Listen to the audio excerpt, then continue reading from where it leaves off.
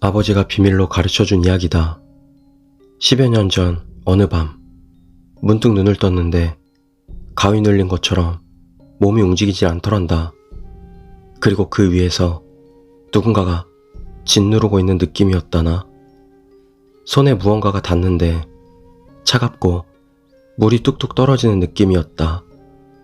필사적으로 눈을 뜨자 대학교 때 사귀던 여자가 있었다고 한다.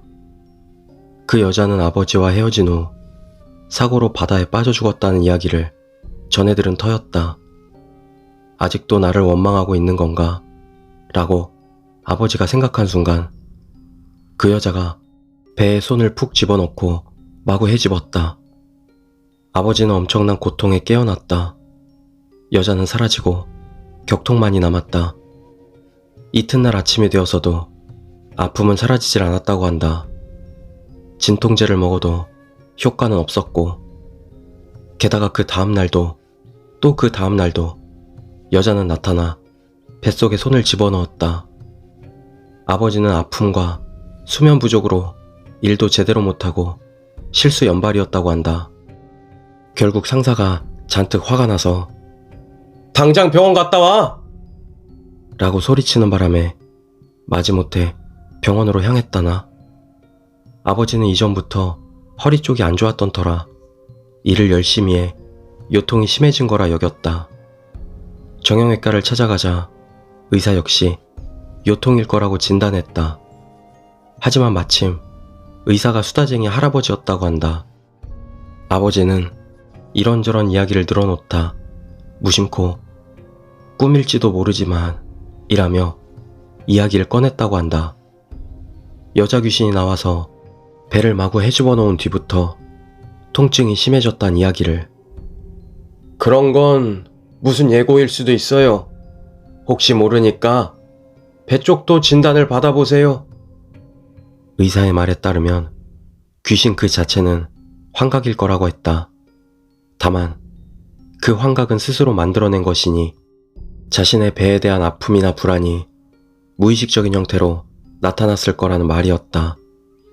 아버지는 그 이야기가 그럴듯하다고 생각해 혹시 모른다는 생각에 내과를 찾아갔다고 한다. 거기 의사는 꽤 젊은 의사였다. 이번에도 귀신을 봤다는 이야기를 늘어놓았다. 의사는 귀신이요? 라고 쓴 웃음을 지으면서도 그럼 안심할 수 있도록 MRI를 찍어보시죠. 라고 권해왔다. MRI 촬영 결과 췌장에 확실치 않은 그림자가 보인다는 진단이 나왔다. 의사는 곧바로 전문 의료 인원이 있는 병원을 소개해줬고 거기서 검사를 받은 결과 아버지는 췌장암 초기라는 진단을 받았다. 의사는 흥분해서 췌장암을 초기에 수술할 수 있다니 정말 운이 좋으시네요. 라고 말했단다. 실제로 췌장암은 자각 증상이 없기 때문에 대부분의 경우에는 꽤 악화되고 나서야 발견된다고 한다. 이 정도 초기 단계에서는 통증이 거의 없다시피 하기 때문에 정형외과 의사의 판단이 훌륭했다는 게 큰 병원 의사의 말이었다. 결국 아버지는 전이도 없고 후유증도 없이 깨끗하게 암세포를 드러냈다. 아버지는 지금까지도 건강하게 잘 살고 있다.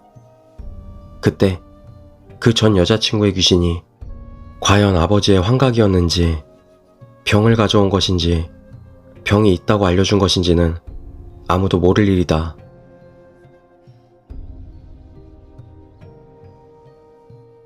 두 번째 이야기, 4년에 한 번 사고를 당하는 남자. 학창시절 내가 가입했던 동아리 후배가 가지고 있던 생각이 지금 와서 돌아보니 묘하게 무섭다. 친목회인지 뭔지 아무튼 술자리에서 옆에 앉게 되었던 적이 있었다. 자기소개를 겸해 시시콜콜한 이야기를 늘어놓게 되었지. 그 녀석이 말하길 자신은 4년에 한 번씩 꼭 큰 사고를 당해 입원하게 된다는 것이었다. 자세히는 기억 못하지만 4살과 8살 때 있었다는 사고는 꽤 큰일이었던 것 같은 인상을 받았다. 흉터 자국도 봤었고 말이지. 흉터가 조금 놀랄만한 정도로 남아있었다. 하지만 12살 때 있었다는 사고는 좀 미묘했다.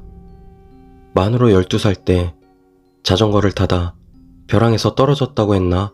그랬을 거다. 지금까지는 그냥 나이 이야기였는데 난데없이 만으로 12살 때라고 싶은 생각이었다. 게다가 16살 때 사고라고 말한 건 더 애매했다. 무사히 17살이 돼서 신난 그가 달리는 폭주족 오토바이 뒤에 올라타려다 사고가 났다는 것이었다. 그 정도면 아예 본인이 사고를 자초하는 게 아닌가 싶을 정도였다. 이상한 믿음을 가지고 살아가는 놈이구나 싶었다. 하지만 그게 끝이 아니었다. 그 녀석은 20살이 되자 캠퍼스 근처 교통량이 많은 국도를 마구 무단횡단으로 지나다녔다. 솔직히 옆에서 보기만 해도 오금이 저릴 정도였다. 횡단보도 따위 없는 대로 한복판을 차가 지나다니는데도 아무 신경 쓰지 않고 마구 달려가는 것이다. 당연히 운전자가 놀라 급정거하고 온갖 욕설과 클락션 소리가 날아온다. 아무리 봐도 제정신은 아닌 것 같은 후배의 모습에 나는 도대체 왜 그러는 거야? 하고 물었다. 그의 대답은 정상이 아니었다. 어차피 20살 때도 사고를 당할 거잖아요. 기왕이면 빨리 다치는 게 낫겠다 싶어서요. 이런 사고방식을 가지고 사는 사람이 많은 걸까? 나로서는 도저히 알 수가 없다. 말로 들어서는 잘 감이 오지 않을지도 모른다. 하지만 눈앞에서 차를 향해 달려가는 그 모습을 본다면 누구라도 나처럼 겁에 질릴 것이다.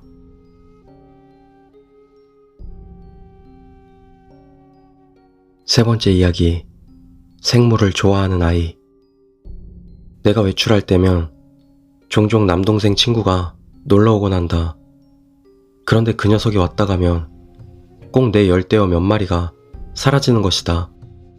지난번에 만나서 잠깐 이야기했을 때는 생물이 좋다고 이야기를 했었다. 혹시 훔쳐가서 몰래 집에서 키우고 있는 건 아닌가 싶었다. 어느 날 우연히 내가 집에 일찍 돌아왔는데 그 녀석이 내 방에 있었다. 수조 앞에서 뭘 하는지 어슬렁대고 있길래 범행 현장을 잡았구나 싶었지. 어깨를 잡고 야! 너 뭐해? 라고 말하자 그 녀석은 나를 보았다. 하지만 손에 비닐봉지 같은 건 들려있지 않았다. 생선을 가져가려는 건 아닌 듯 했다. 그저 수조 뚜껑을 열고 안을 보고 있었다. 문득 그 녀석의 입이 우물거리는 게 보였다. 묘하게 신경 쓰여 입을 열어보라고 했다. 내 열대어가 끔찍한 꼴을 하고 혓바닥 위에 놓여 있었다.